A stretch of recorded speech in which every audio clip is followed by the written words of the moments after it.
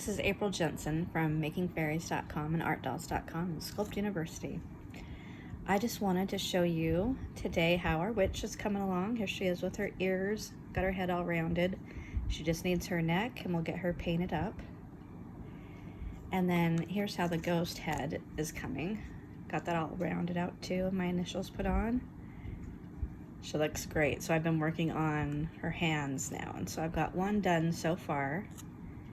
So I thought I would just give you a few tips on the hand and the arm.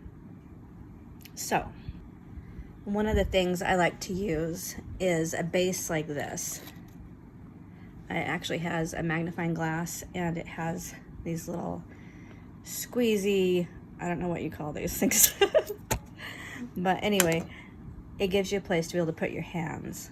And so you can set both hands on there, and then you've got this heavy base so you can set it wherever you need to, and that way the hands don't get disturbed while you're waiting to work on the second hand, for instance. So I had both hands attached here, and then I have finished up this hand and baked it with a heat gun. As soon as I'm done with the second hand, I'm going to stick them both in the oven, and I'll bake them for probably about 20 minutes at 275 Fahrenheit. So here's how the remaining hand is.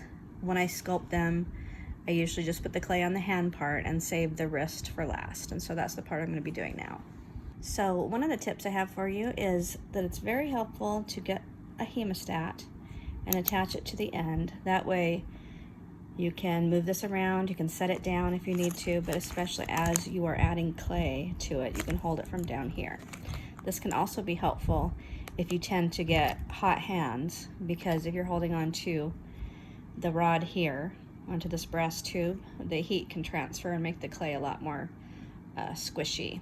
So it's got dual purpose. When you have this hemostat attached, it gives you a place to hold that's not going to affect the temperature of the hand that you're working on.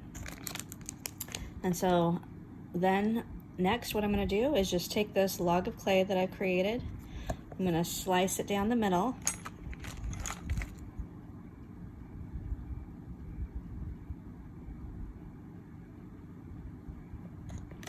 I'm going to look at the arm that I did first to make sure I've got it fattened up enough. And it looks like it was not quite fattened up enough. So I'm just going to kind of squish it down like this first. Just compress that together a little bit more. Let's try again. Yeah, that's looking a bit better. I'm going to do one more little squish. I want to make sure I have enough for the forearm here. And then I'm just going to cut off the clay at this end. And then open up our arm. It's a little bit hard to open after I did all that squishing of it. Usually I do the cut last and then it will just open right up. Okay, and then on this one, I have some clay there already from when I was sculpting it, but it's a little bit on the dirty side. So I'm going to go in about right here and then just completely remove this part of the clay. Just like that.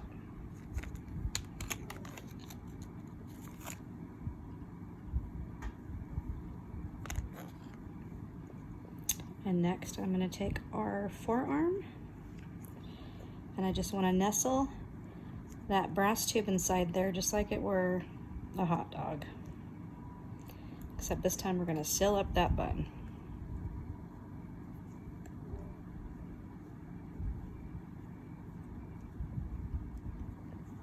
All right, so then I will just keep smoothing it until I get to our final arm shape.